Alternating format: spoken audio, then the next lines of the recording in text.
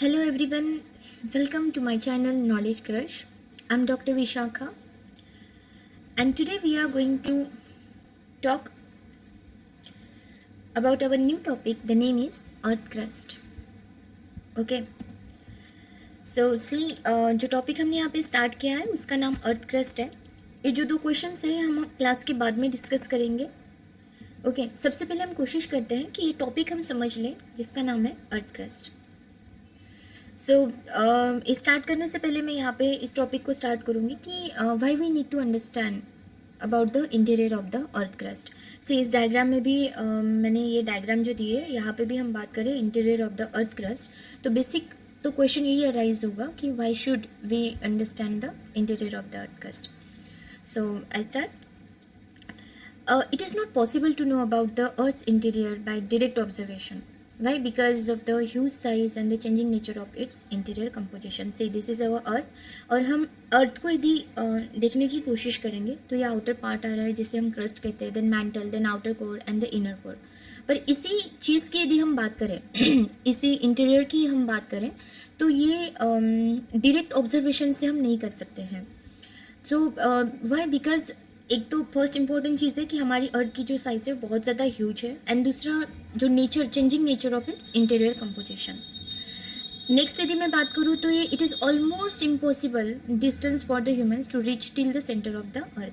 हम यहाँ पे क्रस्ट पे रहते हैं and it is really impossible कि हम interior means beneath of the earth तक पहुँच सकें. बट स्टिल हम यहाँ तक इसका कैसे हम नॉलेज लेने की कोशिश कर रहे हैं कि जैसे mining, drilling operations, we have been able to observe the earth interior directly only up to the depth of few kilometres. No doubt हमने माइनिंग किया, हमने ड्रिलिंग भी किया, बट स्टिल हम कुछ ही डेप्थ तक मीन्स कुछ फ्यू किलोमीटर तक ही अर्थ के इंटीरियर तक जान पाए हैं. So rapid increase in temperature below the earth surface is mainly responsible for setting a limit to direct observation inside the earth. मैंने यहाँ पे पहले क्या कहा कि हमने माइनिंग की, ड्रिलिंग की, पर ये करने के बावजूद हम कितना फ्यू किलोमीटर तक ही पहुँच पाए. भाई because there is a rapid increase in temperature. हम जितना इंटीरियर जाने की कोशिश करें, यहाँ पे भी मैं समझाने की कोशिश कर रही हूँ कि यहाँ क्रस्ट से हम जितना इंटीरियर जाने की कोशिश करेंगे उस हिसाब से क्या है कि टेम्परेचर जो है बहुत ज़्यादा इंक्रीज हो रहा है. सो इसी वजह से क्या है कि हमें एक लिमिट रखी गई, हमने एक मतलब एक because of that we setting a limit to direct observation inside the earth. But still through some direct और इनडायरेक्ट सोर्सेस से हमें कुछ आइडिया आया है. जैसे कि मैंने यहाँ पे पहला वर्ड यूज़ किया कि कुछ डायरेक्ट सोर्स. तो डायरेक्ट सोर्स लाइक रॉक्स जो माइनिंग एरिया से निकाले हैं या वोल्केनिक इरप्शन के वजह से भी हमें बहुत सारी चीज़ें इसके बारे में पता चली हैं. और यदि इनडायरेक्ट सोर्स की बात करूँ मैं यहाँ पे तो like we analyse the rate of change of temperature and pressure from the surface toward the interior. जैसे इस सरफेस से हम जितना इंटीरियर जाने की कोशिश करेंगे तो यहाँ पे हमने क्या देखा कि चेंजेस हो रहे हैं टेम्परेचर एंड प्रेशर में. ये भी एक इंडायरेक्ट सोर्स है जिससे हम इंटीरियर के बारे में समझ पाएँ. दूसरा मेटर्स जो हमारे आउटसाइड बिलोंग कर रहे हैं, सेम मटेरियल जो इससे हमारी अर्थ बनी है. नेक्स्ट हम बात कर सकते हैं gravitation which is greater near the pole. यदि ये हम अर्थ की बात करें और ये नॉर्थ पोल और यदि साउथ पोल की बात करूँ तो यहाँ पे मैं क्या कह रही हूँ कि जो ग्रेविटेशंस हैं वो क्या ग्रेटर है कहाँ पे, पोल पे. और यदि इक्वेटर की बात करें तो यहाँ पे ग्रेविटेशन क्या है, एक्सट्रीमली लेस है. तो ये भी एक इनडायरेक्ट सोर्स में आता है. नेक्स्ट हम ग्रेविटी एनोमली की यदि बात करें तो what it is just change in the gravity value according to the mass of material. जैसे मास ऑफ मटेरियल चेंज होगा उसी हिसाब से ग्रेविटी भी चेंज होती है एंड ये हमें इंफॉर्मेशन देती है about the materials inside the earth. Next हम सेस्मिक वेव की भी बात कर सकते हैं. Mostly the shadow zone of the body waves. Body waves में क्या आता है, प्राइमरी वेव और सेकेंडरी वेव्स आती है मोस्टली. तो ये भी हमें इंफॉर्मेशन देती है कि भाई जो इनसाइड मीन्स इनसाइड का जो मटेरियल है, ये mantle, outer crust, inner core and the outer core, इनके बारे में या इनके इंटीरियर के बारे में हमें ये चीज़ें बताती है. ओके सो ये are going to start our topic. Okay तो टॉपिक जो मैं स्टार्ट कर रही हूँ तो उसका बेसिक हम यहाँ पे करेंगे interior of the earth crust. Okay so interior of the earth mostly क्या है, we divide earth into the 3 main layer. या इधर अदर साइड में कह सकते हो कि इंटीरियर ऑफ द अर्थ जो है ये made up of like several layers. Like इसमें हम ये आउटर लेयर है जिसे हम कह रहे हैं यहाँ पे crust, then the second layer आ रही है जिसे हम कह रहे हैं mantle, and the third layer जो है यहाँ पे इसे हम क्या कह रहे हैं, core layer. Okay and these are the significant because of the unique physical and the chemical property. See I use word here कि हमने ये जो लेयर्स यहाँ पे बनाए हैं ये सिग्निफिकेंट भी है क्योंकि ये एक यूनिक तरीके से बनी है। जैसे मोस्टली इनमें यूनिक प्रॉपर्टीज है विच इज फिजिकल और द केमिकल प्रॉपर्टीज, और ये स्टेटमेंट जो मैंने यहाँ पे यूज किया है physical and the chemical properties, तो ये प्लीज याद रखना हम बाद में यूज कर सके। ओके, सो यहाँ पे वर्ड मैंने क्या यूज किया, क्रस्ट। यहाँ पे भी एक क्रस्ट दिख रहा है या यहाँ पे भी एक क्रस्ट जो मैंने कहा ये किससे बना है, इस सिलिकेट, और ये कौन से इसमें सॉलिड इन नेचर में है। अगेन रिपीट, जो क्रस्ट है इस सिलिकेट से बना हुआ है, सिलिकेट, और ये सॉलिड है। देन मैं बात करूंगी यहाँ पे मैंटल, या यहाँ पे भी ये दिख रहा है आपको, ये क्या है, मैंटल है, और ये विसियस मोल्टन रॉक यहाँ पे दिखेगा। एंड देन नेक्स्ट हम बात करेंगे कोर, इसमें आउटर कोर और ये हुआ आपका इनर कोर। तो आउटर कोर अगेन ये लिक्विड इन नेचर में है, और यदि इनर कोर की हम बात करते हैं तो इनर कोर क्या है, डेंस सॉलिड इन नेचर में हमें इनर कोर दिखता है। ओके, तो यहाँ पे जो मैंने स्लाइड पे जो लेयर्स जो पॉइंट्स लिखे अभी उसके बारे में देखते हैं कि क्या कहा मैंने कि earth is divide into the 3 main layers, the dense hot inner core. Okay, I again repeat, dense है, हॉट है इनर कोर, और वो क्या है, येलो इन कलर में हमें दिखेगा। इनर कोर की बात कर रही हूँ मैं यहाँ पे, ये इनर कोर ये येलो इन कलर में है, हॉट है। देन मोल्टन आउटर कोर आ रहा है, ये little bit in orange in colour में दिख रहा है। देन मैंटल की बात करें तो ये रेड इन कलर में दिख रहा है। देन हम क्रस्ट की बात करें तो ये ब्राउन इन कलर में दिख रहा है। एंड विच सपोर्ट, ये जो क्रस्ट है सपोर्ट करता है all life known in the universe. Okay, so the mantle is mostly solid bulk of the earth interior.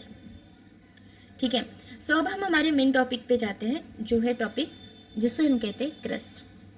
Crust का यदि इन शॉर्ट में डेफिनेशन दूं तो वो क्या है, outermost solid part of the earth. See यहाँ पे भी मैंने बताया ये जो ऊपर का पार्ट है इसे क्या कहा हमने, क्रस्ट वर्ड यूज किया। इस अर्थ में भी मैं यदि बता दूं तो ये वाला ये पोर्शन यही से हमने निकाला, तो ये जो ऊपर का पार्ट है इस एरिया को, जो ब्राउन इन कलर में दिख रहा है, इस एरिया को हमने क्या कहा है, क्रस्ट कहा है। और ये क्रस्ट क्या है, आउटर मोस्ट सॉलिड पार्ट है। ओके, तो ये लेयर जो है मोस्टली 0.5 to 1% होती है अर्थ वॉल्यूम में, एंड लेस देन 1% होती है अर्थ मास के।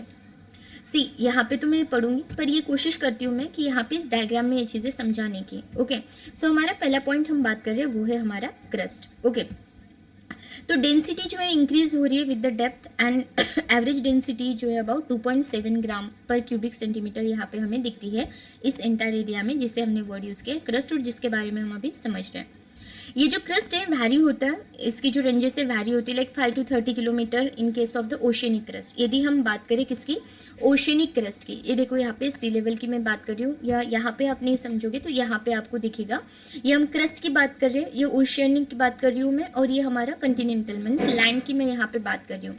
तो मैंने यहाँ पे क्या कहा कि thickness of the crust varies in the range like 5 to 30 kilometre in case of the oceanic crust. Ocean के अंदर जो क्रस्ट है उसे ओशियनिक क्रस्ट कहते हैं, और वो 5 to 30 किलोमीटर होगी।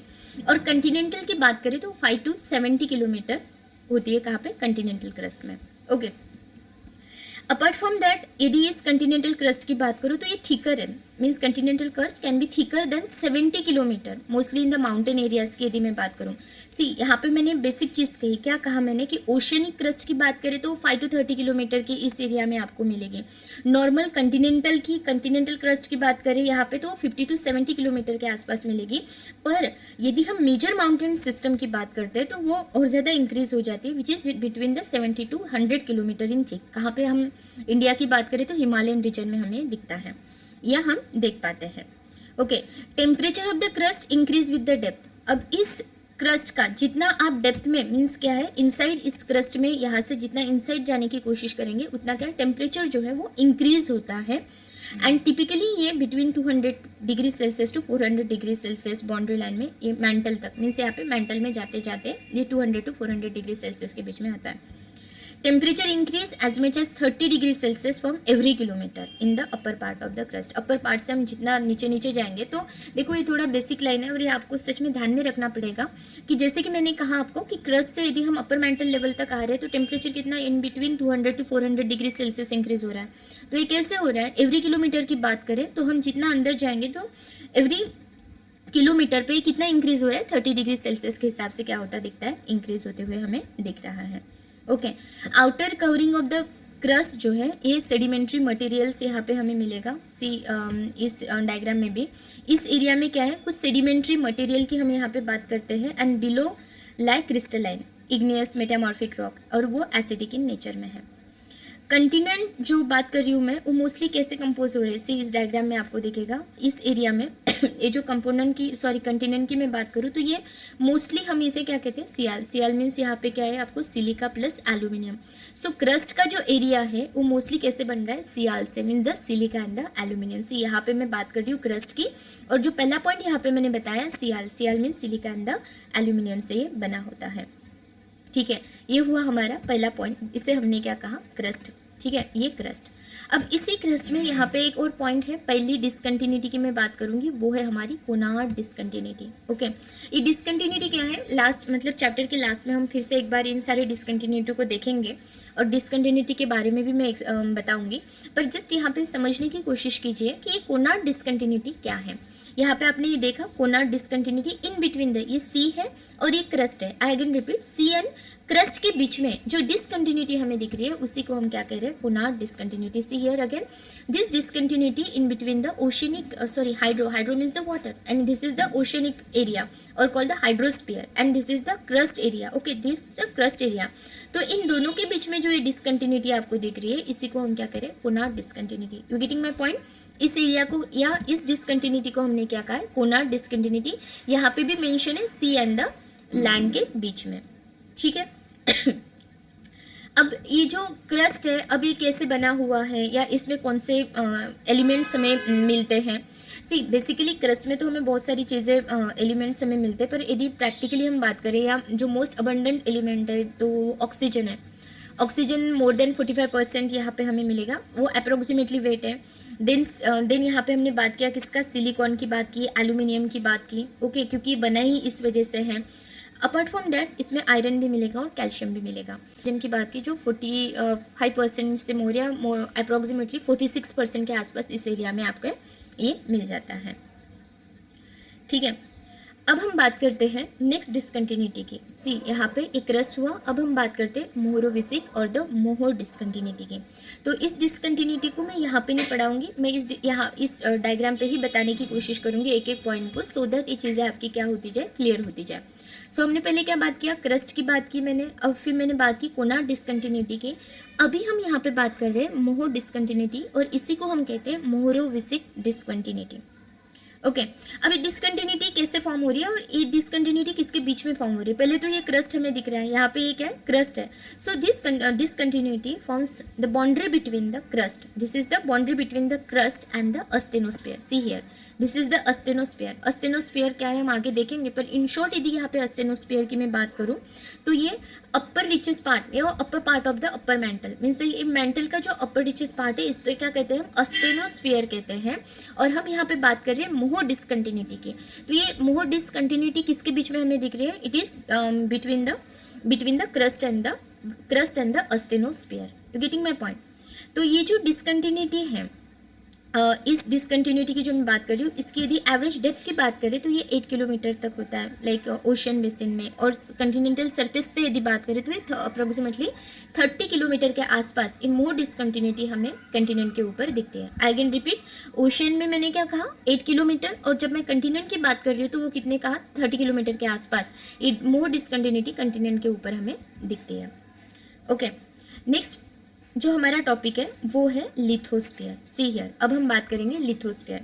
अब तक हमने 2-3 टॉपिक कंप्लीट किए। पहले हमने क्रस्ट की बात की जो सियाल से बना हुआ है, फिर हमने कोनार्ड डिसकंटिन्यूटी के बारे में बात किया, अभी जस्ट हमने मोहोर डिसकंटिन्यूटी की बात की, और अब हम बात करते हैं वो है हमारा topic lithosphere.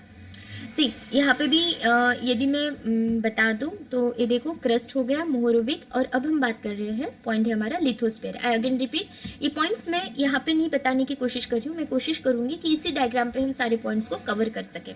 Okay, so the lithosphere क्या है, is a rigid outer part of the अर्थ। ये जो अपर पार्ट है, सी इन दिस डायग्राम आपको समझ में आएगा, ये वाला जो अपर पार्ट है, और ये पार्ट क्या है, एंटायर ये पार्ट रिजिड पार्ट है। ओके, इसी पार्ट को हम क्या कह रहे हैं, लिथोस्फीयर कह रहे हैं। आई again repeat, lithosphere is the rigid outer part of the earth and the thickness is varying in between the 10 to 200 kilometre. Okay जो थिकनेस है इस एरिया की, इस लिथोस्फीयर की, वो कितने में हमें वैरी होते हुए दिख रही है, 10 to 200 किलोमीटर के बीच में ये दिखता है। अब इसमें क्या इंक्लूड हो रहा है, देखो यदि इंक्लूड की बात करें तो एंटायर क्रस्ट इसमें इंक्लूड हो रहा है, एम आई राइट। यदि इस यहाँ पे आप कर्सर की तरफ ध्यान दो तो entire crust, it include the entire crust and the upper part of the mantle, see here, क्योंकि ये अस्टेनोस्फीयर के थोड़ा ऊपर है, पर ये एरिया क्या है, मेंटल का एरिया है। सो इन लिथोस्फीयर हम क्या कह सकते हैं, it include the crust and the upper part of the mental and this total area is called the lithosphere, और इसी एरिया को हम क्या कहते हैं, लिथोस्फीयर कहते हैं। So again lithosphere is broken into the tectonic plate, जो हम टेक्टोनिक प्लेट का बात कर रहे हैं, जैसे यहाँ सॉरी यहाँ इस डायग्राम में आपको ये प्लेट्स मैंने बताई है, तो ये जो टेक्टोनिक प्लेट्स हैं, या जैसे अभी हमने हाल ही में एक अर्थक्वेक देखा है जहाँ पे नेपाल में जो हुआ है, तो क्या कहा गया था कि ये इंडो ऑस्ट्रेलियन प्लेट जो है ये और यूरेशियन प्लेट जो है इनके बीच में कोलिजन हुआ, और इसी वजह से हमने क्या देखा, इस एरिया में अर्थक्वेक देखा। तो again repeat, I am coming to my point, जो हम यहाँ पे डिस्कस कर रहे हैं वो है हमारा, जस्ट सेकेंड यहाँ पे आती हूँ डायग्राम पे। So the lithosphere is broken into the tectonic plate, mostly the lithospheric plate, and the movement of this tectonic plate cause large scale changes in the earth geological structure. तो इसमें जो changes हमें दिख रहे हैं, या ये जो लिथोस्फीयर, जिसे मैंने क्या कहा यहाँ पे टेक्टोनिक प्लेट कहा, see this all are the plates, और इन प्लेट्स में क्या कहा मैंने कि the movement of this tectonic plate, ये जो प्लेट्स में जो मूवमेंट हमें दिख रही है, मैं मोस्टली इन ऑस्ट्रेलियन प्लेट को यूरेशियन प्लेट की तरफ कर रही हूँ, क्योंकि हमें बहुत अच्छे से पता है कि अभी हाल ही में यहाँ पे नेपाल में अर्थक्वेक आया था, दैट्स वाई मैं यही के मूवमेंट की बात कर रही हूँ। तो इस मूवमेंट से हमने क्या देखा, movement of this tectonic plate cause large scale changes in the earth geological structure, mostly the folding, इधर द फोल्डिंग, जैसे हम हिमालयन की बात करें तो क्या है वो फोल्डिंग माउंटेन है, या फोल्डिंग की बात कर सकते हैं, या हम फोल्टिंग की बात कर सकते हैं। ओके तो ये क्या चेंजेस है, ये because of the tectonic plate और ये लिथोस्फीयर जो ब्रोक हो रहा है into the tectonic plate. So the source of the heat that derives, okay, see I'm again coming to our diagram. So the source of the heat that drives plate tectonic is the primordial heat left over from the planet's formation as well as the radioactive decay of the uranium, thorium, potassium and the earth crust and the mantle. तो ये जो heat है जो ये इस plate से drive हो रही है, तो इसी से जो लेफ्ट ओवर या जो प्लैनेट फॉर्मेशन या जो रेडियो एक्टिव डीके हो रहा है, like in the form decay हमें दिखता है uranium, thorium, potassium, earth crust, mantle, वो यहीं पे हमें दिखता है। Okay so the next topic apart lithosphere के बाद हम बात करेंगे अब मेंटल की। ओके सो अगेन हम इसी डायग्राम में जा रहे हैं, हमने अभी यहाँ पे क्रस्ट कंप्लीट किया है, इसमें दोनों डिसकंटिन्यूटी प्लस लिथोस्फीयर। अब हमारा नेक्स्ट टॉपिक वो है हमारा mantle. Okay so 83% of the earth volume and 67% of the earth mass जो है ना वो इस मेंटल ने कवर किया है। अगेन रिपीट, क्या कह रही हूँ मैं, 83% जो है अर्थ का volume and the 67% of the earth mass is covered by this mental. अभी एक्सटेंड कहाँ से हो रहा है, see it is extended from the more discontinuity of the 2900 kilometer depth. See here from here, ये कहाँ से एक्सटेंड हो रहा है mantle, from the here this most discontinuity से लेके यहाँ तक, this is the 29 kilometre. You getting my point? So it extend from the more discontinuity to the depth of 2900 kilometre. तो इस एंटायर एरिया को हम क्या कह रहे हैं, मेंटल कह रहे हैं। You getting my point? This is the mental. Density जो है मेंटल की वो अगेन वैरी होती है इन बिटवीन 2.9 to 3.3 ग्राम पर क्यूबिक सेंटीमीटर के बीच में इसकी हमें डेंसिटी दिखती है। अब यदि मेंटल की बात करें, जैसे मैंने क्रस्ट की बात की, तो क्रस्ट मैंने क्या कहा था, ये सियाल से बना हुआ है, mean silica and the aluminium. तो इसे हमने किस तरीके से बोला था, सियाल। अब हम मेंटल की यदि बात करते हैं तो मेंटल जो है मोस्टली कंपोज किससे हो रहा है, सिलिकेट से। See here I silicate rocks and which are rich in the iron. Okay, which are rich in the iron and apart from that magnesium. So क्या कह रही हूँ मैं यहाँ पे, ये दो इससे मोस्टली ये मेंटल कंपोज हुआ है, एक तो silica and the second one is the magnesium. So हम मेंटल को क्या कह रहे हैं यहाँ पे, सीमा। पर ये जो सिलिकेट रॉक है, ये जो सीमा में जो सिलिकेट वर्ड मैंने ऐसे यूज किया, वो सिलिकेट रॉक क्या है, रिच इन आयरन है।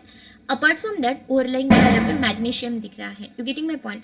सो इन दोनों से मेंटल बना है, और क्रस्ट किससे बना है, सियाल से। आई अगेन रिपीट, मेंटल हमने किससे कहा है, सीमा से। Sima means the silicate and the magnesium. Okay apart from that इसमें भी कुछ एलिमेंट कंस्टिट्यूट होते हैं, मोस्टली तो 3 ही हो रहे हैं। एक तो हमने यहाँ पे देखा, एक तो क्या आ रहा है आपका सिलिकॉन आ रहा है और दूसरा क्या है आपका मैग्नीशियम आ रहा है, am I right, silicon and magnesium. And इन दोनों के अलावा एक और यहाँ पे एलिमेंट आता है, वो है ऑक्सीजन। ओके, मेंटल की यदि बात करें तो 45% जो है ऑक्सीजन इस एरिया में मिलता है। तो एट प्रेजेंट मैंने यहाँ पे 3 एलिमेंट की बात की जो मेंटल में हमने बात की देखे हैं। वो एक आ रहा है ऑक्सीजन, दूसरा silicon and third one is the magnesium. तो इन शॉर्ट यदि इसे हम याद रख सकते हैं तो हम इसे इस तरीके से भी कर सकते हैं, OSM, O for oxygen, S for silica and the M for S for silicon and M for magnesium। तो ये हमारा बना OSM। तो OSM मोस्टली क्या है, द कंस्टिट्यूएंट एलिमेंट और mental is mostly made up of OSM means the oxygen, silicon and the magnesium. ठीक है, सो द मेंटल यदि टेम्परेचर की बात करें तो यहाँ पे आते आते क्रस्ट से नीचे मैंने यहाँ पे क्या कहा था, अराउंड 200 डिग्री सेल्सियस तक होता है। And this is at the upper boundary of the crust. And approximately इस अपर बाउंड्री से जब हम नीचे जा रहे हैं कोर के आउटर कोर तक, तो ये कितने तक बढ़ता जाता है, 4000 डिग्री सेल्सियस। सो यहाँ से क्रस्ट से नीचे कहाँ तक आ रहे थे हम, 200 डिग्री सेल्सियस तक आ रहे थे। एंड यहाँ से यदि हम मेंटल के टेम्परेचर की बात करें तो अपर में 200 डिग्री सेल्सियस दिख रहा है, और जितना हम नीचे जा रहे हैं इस आउटर कोर की इस बाउंड्री तक आ रहे हैं तो इसका टेम्परेचर कितना इंक्रीज होते हुए दिख रहा है, 4000 डिग्री सेल्सियस। अब because of this temperature differences there is a convection material circulation in the metal. तो ये जो टेम्परेचर यहाँ पे डिफरेंसेस हमें दिख रहा है, ऑफकोर्स 200 से अप टू 200 टू 4000, तो इनके बीच में जो डिफरेंसेस हमें दिख रहे हैं टेम्परेचर में, तो ये कन्वेक्टिंग मटेरियल इसमें मोस्टली क्या होता है, सर्कुलेट होता है। And convection of the mantle is expressed at the surface through the motion of the tectonic plates। और इसमें जो mantle में जो कन्वेक्शन हो रहा है वो कहाँ कैसे एक्सप्रेस हो रहा है, क्योंकि हमने अभी देखा था कि मोशन हो रहा है किसमें, टेक्टोनिक प्लेट्स में। सी इस डायग्राम में मैंने यहाँ पे बताया कि इस टेक्टोनिक प्लेट्स में क्या होता दिख रहा है, हमें मोस्टली मोशन दिखाई दिख रहा है। और इस मोशन की वजह से इस motion of the tectonic plates की वजह से कन्वेक्शन ऑफ द मेंटल जो मोस्टली एक्सप्रेस हो रहा है किसके ऊपर, सरफेस के ऊपर। ओके, अब हम बात करते हैं अस्टेनोस्फीयर। ओके, सी हियर अगेन हमारा यहाँ पे मेंटल हो गया है। अब हम बात किसकी कर रहे हैं, अस्टेनोस्फीयर की। सी अगेन द डायग्राम, इस डायग्राम में चीज़ें थोड़ी अच्छे से क्लियर होगी। तो अभी हमने यहाँ पे मेंटल देखा है, अब हम बात किसकी कर रहे हैं, अस्टेनोस्फीयर। अस्टेनोस्फीयर क्या है, मैंने पहले ही कहा था, it is the upper portion of the mental.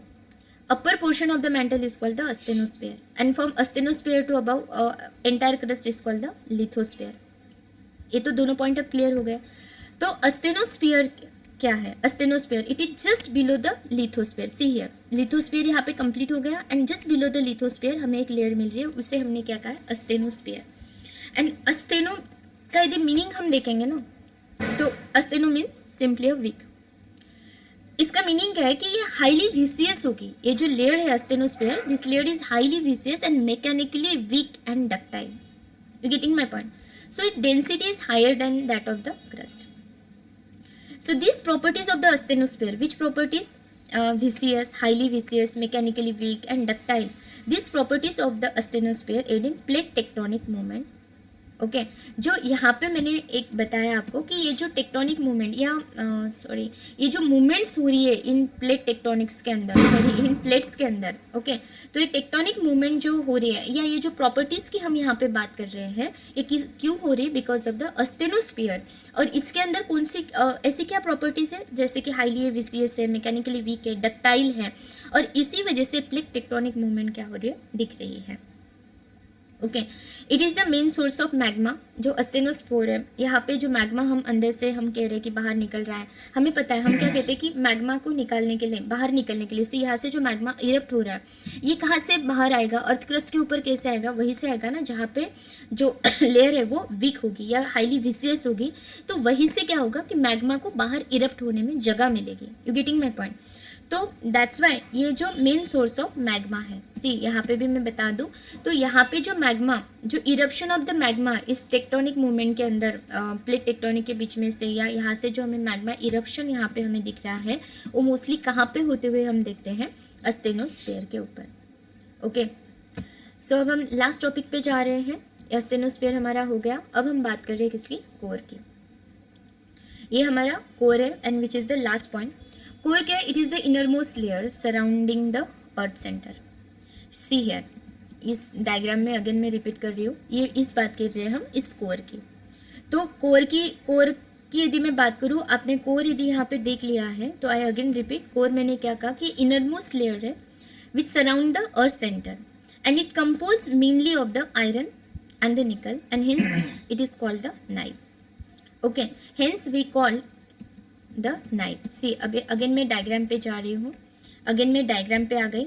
तो यहाँ पे देखो, हमने पहले क्रस्ट की बात की, तो क्रस्ट को क्या कहा हमने, सियाल, silica and the aluminium.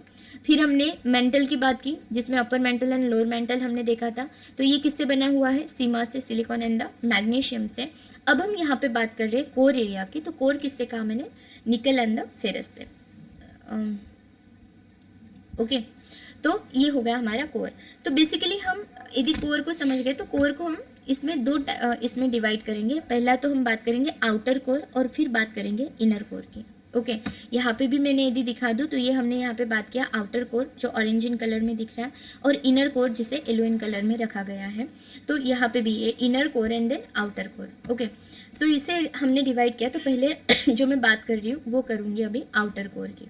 Okay, so the outer core surrounding the inner core lies between 2900 kilometre. See here, यहाँ पे आउटर कोर कहाँ से 2900 किलोमीटर से कहाँ तक हमें जाते दिख रहा है, about the 5100 kilometre. Okay, so ये 2900 या in other word 2900 kilometre up to कहाँ तक 5100 किलोमीटर के बीच में ये जो एरिया हमें दिख रहा है इसे हमने क्या कहा है, आउटर कोर। ओके, ये एरिया क्या है, outer core. Outer core compose of the iron mix with the निकल। आई अगेन रिपीट, ये Fe क्या है यहाँ पे, आयरन एंड द निकल, इन दोनों का यहाँ पे मिक्सचर है और इसी को हमने क्या गया नाइफ के नाम से देखा गया है। See this is the nife, या outer core and this is the inner core. तो outer core is not under enough pressure to be solid. यहाँ पे आउटर कोर की बात करें तो ये यहाँ पे मैं इसे सॉलिड नहीं कह रही हूँ, why, because it is liquid even though it has a composition similar to the inner core. से यहाँ पे भी नाइफ है, यहाँ पे भी नाइफ है, इनके जो क्या कह सकते हो कंपोनेंट सेम है बट परसेंटाइल वैरी कर रहे हैं।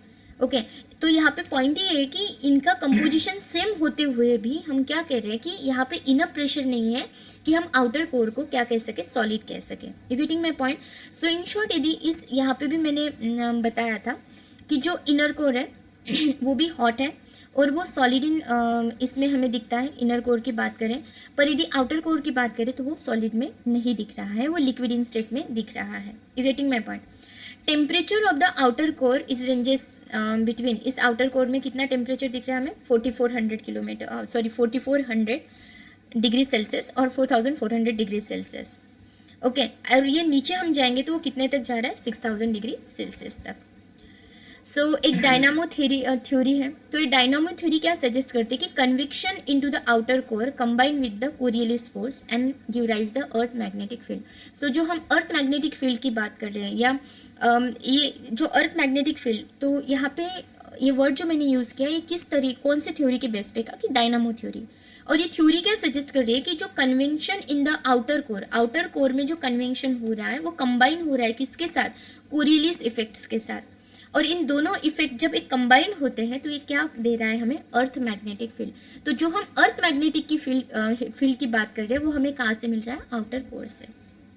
ओके, एंड अब हम बात करेंगे किसकी, इनर कोर की। Inner core extend from the centre of the earth to the 5100 kilometre से यहाँ पे हमें दिखेगा। तो ये यहाँ तक, यहाँ से क्या हो रहा है, अंदर के साइड में, मीन्स इनसाइड या डेप्थ ऑफ द अर्थ तक क्या हो रहा है, एक्सटेंड हो रहा है। इनर कोर इज जनरली, इस इनर कोर की यदि मैं बात करूँ तो again generally believe to be compose of the same thing, what, iron and the nickel. But यहाँ पे इस कोर में जो आयरन का परसेंटाइल है ना वो 80% है। आई कैन रिपीट, इस एरिया में जो मैं आयरन की बात कर रही हूँ कितना परसेंट में दिखाई पड़ता है, 80% आयरन है एंड सम निकल इस एरिया में दिखाई पड़ता है, और इसी को हमने क्या कहा, इनर कोर। बट अगेन ये भी किससे बना हुआ है, नाइफ से ही बना है। Since this layer can transmit the shear wave means the seismic wave, जो ट्रांसवर्स वेव, सेस्मिक वेव जो आ रही है ना वो यही से मोस्टली देखते हैं और वो सॉलिड इन नेचर में है। अगेन आई रिपीट, तो ये कौन से एरिया को हम बात करें, सॉलिड इन नेचर है, अगेन ये liquid in nature. So when the primary wave strike outer core, जब यहाँ से निकली हुई जो प्राइमरी वेव है ये जब आउटर कोर को स्ट्राइक करती है okay, inner core boundary and they give, and then यहाँ से जो सेकेंड वेव आती है उसे हम क्या कहते हैं, सेकेंडरी वेव। और ये प्राइमरी वेव, सेकेंडरी वेव, ये अर्थक्वेक का पार्ट है। जब हम अर्थक्वेक चैप्टर देखेंगे तो उसमें क्या होगा, ये चीज़ जो है हम उसमें इस टॉपिक को हम क्लियर करेंगे। Okay, so apart from that, earth inner core rotate slightly faster. Earth का जो इनर कोर है, ये जो इनर कोर है, ये क्या हो रहा है, रोटेट हो रहा है slightly faster relative to the rotation of the surface. मतलब जो हमारा सरफेस एरिया जो रोटेट हो रहा है, जो हमारी अर्थ में जो हम रोटेशन कह रहे हैं, उस रोटेशन के यदि कंपेयर करें तो इनर कोर क्या है, स्लाइटली फास्टर मतलब रोटेट होता है। सी, यहाँ पे मैंने एक वर्ड यूज़ किया था कि जो ये अर्थ मैग्नेटिक फील्ड है वो डायरेक्टली किसके ऊपर डिपेंड हो रही है, इस कोर के ऊपर। Am I right? Convection of the outer core, outer core में जो कन्वेक्शन है, जब ये कन्वेक्शन कंबाइन हो रहा है कोरियलिस इफेक्ट के साथ, तो वहाँ पे हम अर्थ मैग्नेटिक फील्ड आ रही है, ये मैंने पहले ही बोला। तो यहाँ पे अगेन मैंने क्या कहा कि ये जो एरिया है ये मोर फास्टर मतलब मूव हो रहा है या रोटेट हो रहा है as compare to the surface, rotation of the surface. See, एक और चीज़ हमें याद आई है या आपको पता होगी कि नाउ डेज साइंटिस्ट क्या कर रहे हैं कि जो अर्थ मैग्नेटिक फील्ड जो है वो डिक्लाइन हो रही है as compare to the previous, मतलब जब इनिशियली जितनी ये अर्थ मैग्नेटिक फील्ड थी उस कंपेयर में। क्यों? क्योंकि जो रोटेशन कोर एरिया में जो रोटेशन है ना, वो अभी जो थोड़ा सा जो फास्टर मैंने यहाँ पे कहा था वो अभी थोड़ा कम हो रहा है। तो इसका सीधा इम्पैक्ट किसके ऊपर हमें दिख रहा है, अर्थ मैग्नेटिक फील्ड के ऊपर। ओके, तो solid inner core is too hot to hold the permanent magnetic field. तो ये इतना ज़्यादा हॉट होता है कि परमानेंट मैग्नेटिक फील्ड यहाँ पे मोस्टली होल्ड नहीं की जाती है। ओके, एंड ये जो कोर है is just like 16% of the earth volume, but 33% of the earth mass जो है ये इनर कोर जो है वो कवर करता है। और साइंटिस्ट का इनिशियली क्या था कि इनको लग रहा था कि जो कोर एरिया है ना वो मोर देन 1000 डिग्री सेल्सियस के आसपास हॉटर होगा, ये प्रीवियस थॉट था। बट सेंटर है मोर देन या अप्रोक्सीमेटली 6000 डिग्री सेल्सियस तक हॉट है। ओके, तो ये हमने यहाँ पे जो लेयर्स थी हमारी अर्थ की वो तीनों कंप्लीट की है, जिसके अंदर हमने बात किया crust, mantle, outer core and the inner core. तो अभी जो लास्ट टॉपिक यहाँ पे हमारा बच रहा है वो है seismic discontinuity. You getting my point? यहाँ पे भी मैंने बात किया था सिस्मिक डिसकंटिन्यूटी का। यहाँ पे भी ये डिसकंटिन्यूटी, जिसमें हमने इन दो डिसकंटिन्यूटी के बारे में बात किया था, एक Konrad discontinuity and the Moho discontinuity. तो बेसिकली पहले हम ये बात करने समझने की कोशिश करते हैं कि डिसकंटिन्यूटी क्या है और ये किसे हम डिसकंटिन्यूटी कहते हैं। तो जो सेस्मिक डिसकंटिन्यूटी है, which means these are the regions in the earth where seismic waves behave lot different compared to the surrounding region. So यहाँ पे जो seismic waves है ना, उनका जो बिहेवियर है वो बहुत ज़्यादा डिफरेंट होता है as compare to this rest of the area. Why? Because of physical and the chemical property. जो यहाँ पे फिजिकल चेंजेस या फिजिकल प्रॉपर्टी या केमिकल प्रॉपर्टीज होती है उस हिसाब से इस पर्टिकुलर एरिया में या इस डिसकंटिन्यू एरिया में जो सेस्मिक वेव्स है वो बहुत मतलब डिफरेंटली बिहेव करती है। एंड इसी वजह से हमने इसे क्या कहा है, डिसकंटिन्यूटी और द सेस्मिक डिसकंटिन्यूटी। ओके, तो यहाँ पे पहला तो मैंने डिसकंटिन्यूटी हमने डिटेल में बात किया था, वो था हमारा कोनराड डिसकंटिन्यूटी। वो किसके बीच में था, अपर एंड द लोअर क्रस्ट, या इन शॉर्ट यदि हम कोनराड की यहाँ पे बात करें इस डिसकंटिन्यूटी के ऊपर, तो ये किसके बीच में हमने यहाँ पे इसे देखा था, this C and the crust के बीच में जो डिसकंटिन्यूटी, इसे हमने क्या कहा था, Conrad discontinuity. Then next discontinuity की बात करें, मोह डिसकंटिन्यूटी और the Mohorovicic, it separate the crust from the mantle. See here, ये क्रस्ट है और ये मेंटल को सेपरेट कर रही है, this discontinuity is called the Moho discontinuity. Next हमने बात किया था अस्टेनोस्फीयर क्या, हाईली विसियस, mechanically weak and ductile part of the mantle है। ओके, इसे हमने क्या कहा है, अस्टेनोस्फीयर। देन इसी डायग्राम में अगेन मैं आती हूँ, तो ये हुआ हमारा मोह डिसकंटिन्यूटी। देन हम बात करते हैं किसकी, रेप्टी डिसकंटिन्यूटी की, Repetti, this discontinuity between the upper and the lower mantle. Okay, then next discontinuity की बात करेंगे हम, Gutenberg, this discontinuity between again the lower mantle and the outer core. And the last discontinuity जो है which is the Lehmann, and discontinuity between the outer and the inner core. See, in this diagram also the same thing is given. This Lehman discontinuity outer and the in between the outer and the inner core. This Gutenberg discontinuity. This is lies again between the mantle and the outer core. And this repeated discontinuity between the upper mantle and the lower mantle. Okay, and this is what called the seismic discontinuity. And now we come. on our question area. Okay, so see in 2009 prelim में एक question पूछा गया था. Question है, in the structure of the planet earth below the mantle the core is mainly made up of which one of the following. You getting my point. तो अभी हमने यहाँ पे बात किया था, हम यहाँ पे बात किसकी कर रहे हैं, कोर की बात कर रहे हैं. Seek the question, in the structure of planet below the mantle, mantle के नीचे क्या आ रहा है आपका, कोर आ रहा है, और वो मेनली किससे बना हुआ है. तो यहाँ पे मैंने कहा था कि इस कोर की हम बात करें तो यहाँ पे कोर में क्या कहा मैंने, फेरस मीन्स नाइफ की बात की, यहाँ पे सी यहाँ पे नाइफ की बात की. पर मैंने क्या कहा था कि यहाँ पे मोस्टली 80% के आसपास क्या है, आयरन है, आयरन है. So the answer is C. Okay. और 2018 में मेंस में भी क्वेश्चन पूछा जा चुका है. So define mantle plume and the explain its role in the plate tectonic. हमने यहाँ पे थोड़ा सा कर्सरी रिवाइज दिया है. मेंटल प्लूम के बारे में मैंने बात किया कि यहाँ मेंटल प्लूम के वजह से किस तरीके से यहाँ पे मूवमेंट होती है एंड ऑल. क्लास एक हम सेपरेट क्लास लेंगे इस क्वेश्चन के ऊपर कि इस आंसर को हम किस तरीके से डिफाइन कर सकते हैं. ठीक है. सो तब तक के लिए थैंक यू.